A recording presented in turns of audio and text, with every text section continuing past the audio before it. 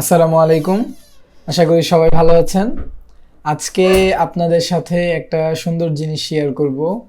এটা হচ্ছে আপনারা যদি পুরো অ্যাপের মধ্যে একটা টেক্সট থিম বা এক ধরনের ফন্ট ব্যবহার করতে চাচ্ছেন, ওই ফন্ট আপনার প্রজেক্টের মধ্যে কিভাবে অ্যাড করবেন সেটা আমরা দেখব আজকে। আমরা জানি যে আমরা যদি এখানে সরাসরি ফন্ট ডাউনলোড করে অ্যাসেট থেকে ফন্ট ব্যবহার করি তাহলে কিন্তু আমরা ওইখান থেকে ব্যবহার করতে পারবো, কিন্তু আমাদের যদি পরবর্তীতে মন চায় যে আমরা ফন্টটা চেঞ্জ করব, অন্য একটা ফন্ট দিব, তাহলে কি করতে হবে? আমাদের অ্যাসেট থেকে সবগুলো ফন্ট ডিলিট করতে হবে, এরপর নতুন ফন্ট এখানে রাখতে হবে। এগুলো আবার pubspec.yml এ গিয়ে এখান থেকে সেট আপ করতে হবে, ফন্টের নাম দিতে হবে, এরপর আমরা ফন্ট চেঞ্জ করতে পারবো। কিন্তু আপনি যদি চান যে আপনি গুগল ফন্ট ব্যবহার করবেন, সরাসরি গুগল ফন্ট, তাহলে গুগল ফন্ট ব্যবহার করবেন কিন্তু একদম মূল থিমে, ঠিক আছে? মানে একবারই আপনি শুধু সেট করে দিবেন, পরবর্তীতে যত জায়গায় আপনি টেক্সট নেবেন অটোমেটিক্যালি এই থিমটা অ্যাড হয়ে যাবে। এটা কিভাবে করবেন? এটার জন্য আপনার আসতে হবে ম্যাটেরিয়াল, যেই আপনি এটা লিখছেন গেট ম্যাটেরিয়াল অ্যাপ বা ম্যাটেরিয়াল অ্যাপ যেখানে লিখছেন, এখানে আসবেন। আসার পর আপনারা এই যেখানে থিম নেবেন, ঠিক আছে? থিম নেওয়ার পর এই যে আপনারা দেখতে পাচ্ছেন এখানে কিন্তু আমি টেক্সট থিম নিয়েছি। আপনারা এখানে টেক্সট থিম পাবেন। টেক্সট থিম যখন আপনি পাবেন তখন এখানে আপনি লিখবেন গুগল ফন্টস। এরপর আপনি যেই ফন্টটা দিতে চান, ঠিক আছে, এখানে একটা খেয়াল করার বিষয় হচ্ছে, কথার কথা আমি এটা কেটে দিলাম, এবং Google fonts dot নটো serif.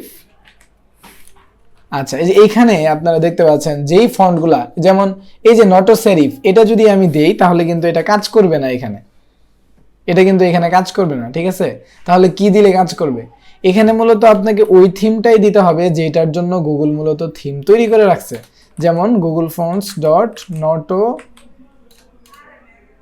নটো serif, এই যে নটো সেরিফ টেক্সট, এই যে নটো ইমোজি টেক্সট থিম, এরপর নটো অ্যারাবিক টেক্সট থিম, এরপর এখানে অনেকগুলা থিম কিন্তু তারা বানিয়ে রাখছে। আচ্ছা, আমি যদি এখানে নটো সেরিফ দেই, নটো সেন্স এই আছে, আবার আমি যদি সেরিফ দেই, নটো সেরিফ বাঙালি, বাঙালি বলতে এটা ফন্টের নাম। আর যেহেতু আমরা এখানে মাল্টিপল থিম ব্যবহার করব, পুরো অ্যাপের মধ্যে থিম হিসেবে ব্যবহার করব, এর জন্য আমরা এই থিম যেটার মধ্যে আছে এটা দিব। হ্যাঁ, নটো সেরিফ বাঙালি টেক্সট থিম, এটা যদি আমরা এখানে ব্যবহার করি তাহলে আমাদের পুরো প্রজেক্টের মধ্যে এই থিমটা ব্যবহার হয়ে যাবে। এই যে আমরা কিন্তু দেখতে পাচ্ছি এখানে এই থিমটাই চলে আসছে।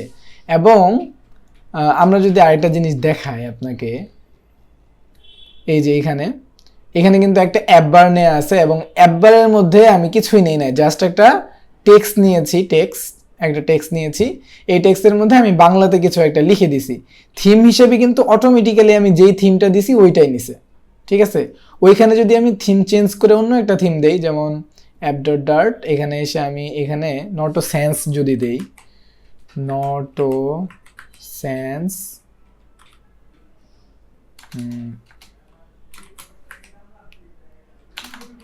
সেন্স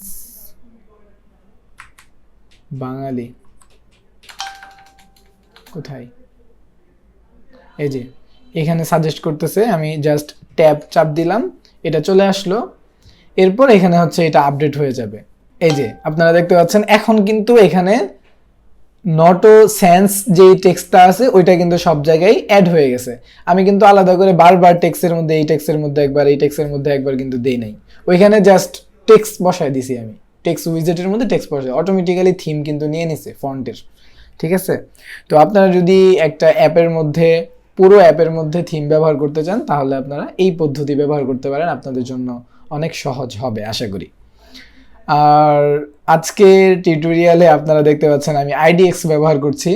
আইডিএক্স এর সুবিধা কি কি, অসুবিধা কি কি, এগুলো নিয়ে ইনশাল্লাহ আমি ভিডিও দিব। তো আজকে এ পর্যন্তই, সবাই ভালো থাকবেন, আল্লাহ হাফেজ।